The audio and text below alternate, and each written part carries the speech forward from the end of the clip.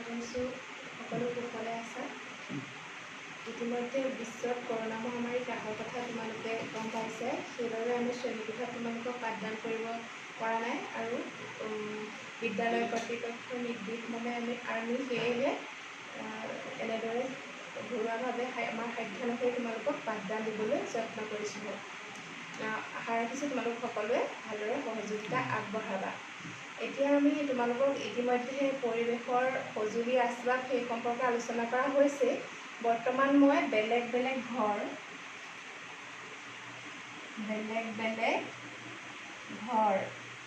তোমালোকে পাঠ্যপুথিখন মেলি ল'বা আৰু পাঠ্যপুথিত থকা যুক্তাক্ষৰসমূহ মই ভাঙি দেখুৱাম, সেইসমূহ তোমালোকে বহীত লিখি ল'বা।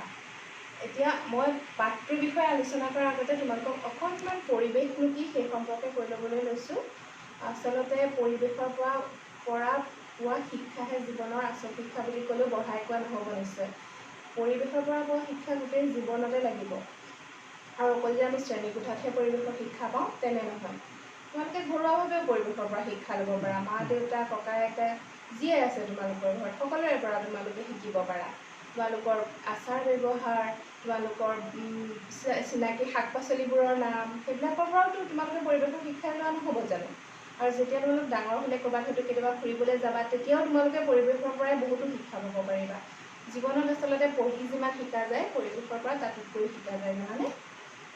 আৰু এটা কথা, এতিয়া মই তোমালোকক পৰিৱেশ মানে কি, পৰিৱেশ মানে সহজভাৱে তোমালোক অকণমানি যিহেতু এইটোকে বুজি থোৱা যে তোমালোকে চকুৰে যিবিলাক দেখা গছ গছনি, ঘৰ দুৱাৰ, জীৱ জন্তু, মানুহ দুনুহ, সেই সকলোবোৰেই আমাৰ পৰিৱেশৰ ভিতৰুৱা।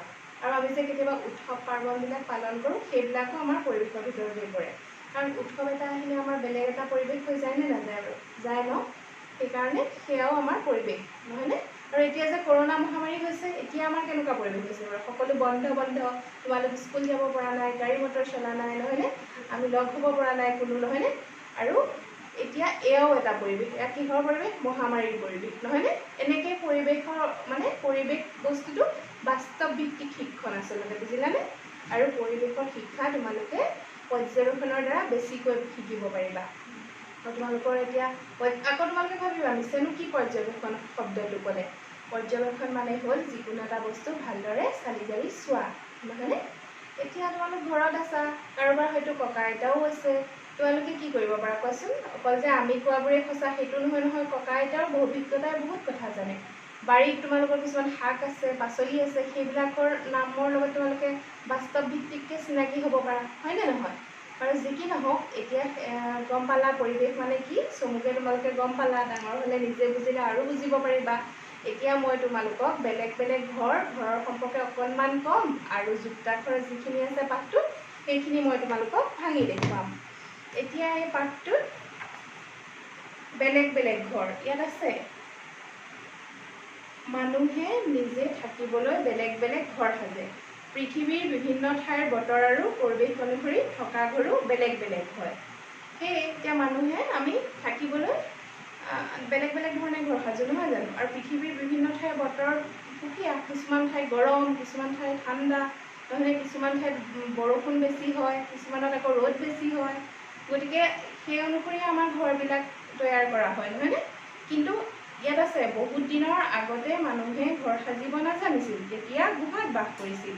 হয়, আগতে মানুহে একদম আদিম অৱস্থাত মানুহে ঘৰ সজাৰ কথাটো নাজানিছিল, ঘৰ সজাৰ আদব কাইদা নাজানিছিল। তেতিয়া মানুহে প্ৰকৃতিৰ মাজতে বিচৰণ কৰি আছিল, প্ৰকৃতিৰ পৰাই আহাৰ সংগ্ৰহ কৰিছিল আৰু তেনেদৰে তেওঁলোকে গুহাত বাস কৰিছিল। এতিয়া গুহা শব্দটো তোমালোকে গয়ুগুটো পোৱা নাই, নহয়নে? তোমালোক যিহেতু অকণমানি, তোমালোকে যুক্তাক্ষৰ পোৱা নাই, হয়নে?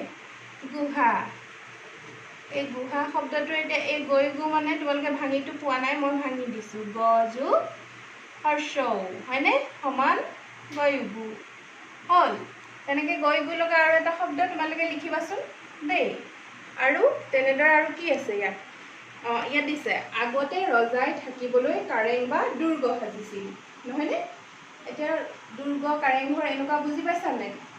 শিৱসাগৰলৈ যদি কোনোবা গৈছা তেতিয়া হয়তো দেখিছা তাত তলাতল ঘৰ, ৰংঘৰ, হয়নে নহয়? ইয়াত দুৰ্গ শব্দটো এতিয়া মন কৰিবাচোন, দুৰ্গ, দত হস্যকাৰে দু, ৰয় গৰ গ, হয়নে?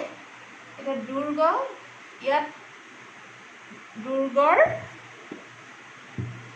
এইটো তোমালোকে যুক্তাক্ষৰ নহয়, এইটোতো তোমালোকে পোৱা নাই। যুক্তাক্ষৰ মানে কি মই পিছত তোমালোকক অসমীয়া ক্লাছত ক'ব লাগিব। এতিয়া তোমালোকক ৰয়গৰ গ মানে কি সেইটোকে ভাঙি দেখাইছোঁ মই। ল যোগ গ লগ লাগি কি হৈছে ৰয়গৰ গ নহয়নে, দুৰ্গ। তেনেদৰে ৰয়গৰ গ লগা শব্দ এটাও তোমালোকে লিখিবা দেই। আৰু বেছিকৈ আলোচনা নকৰোঁ নহয় জানো, বেছি আলোচনা কৰিলে ভিডিঅ'টো দীঘলীয়া হ'লে তোমালোকে আমনি পাবা। তথাপিতো অকণমান কৈ দিছোঁ, পকী ঘৰ আৰু খেৰী ঘৰ নহয়নে। পকী ঘৰ বনাবলৈ কি লাগে বাৰু, কি লাগে, শিল লাগে নহয়নে, বালি লাগে, চিমেণ্ট লাগে, আৰু কি লাগে সুধিবাচোন, মা দেউতাক সুধিবা দেই, পাতিবা পকী ঘৰৰ বিষয়ে। আৰু কেঁচা ঘৰ বা খেৰী ঘৰ দেখিছেনে নাই, গাঁও অঞ্চলত সততে দেখা যায় তেনেকুৱা ঘৰ নহয়নে। খেৰ দি চাল দিয়ে, আজিকালি কমি গৈছে, হ'লেও কিন্তু নথকা নহয় একেবাৰে। বাঁহ লাগে, খেৰ লাগে, বেত লাগে নহয়নে। সেইবিলাক তোমালোকে মন কৰিবা। পৰিৱেশৰ শিক্ষণ আচলতে প্ৰকৃতিৰ পৰাও পোৱা শিক্ষণ। আৰু এই সকলোবোৰ তোমালোকে অকল আমাৰ পৰাই নহয়, মা দেউতা ককা আইতা যিয়ে আছে সকলোৰে পৰা শিকিবলৈ যত্ন কৰিবা। আজিলৈ আহোঁ।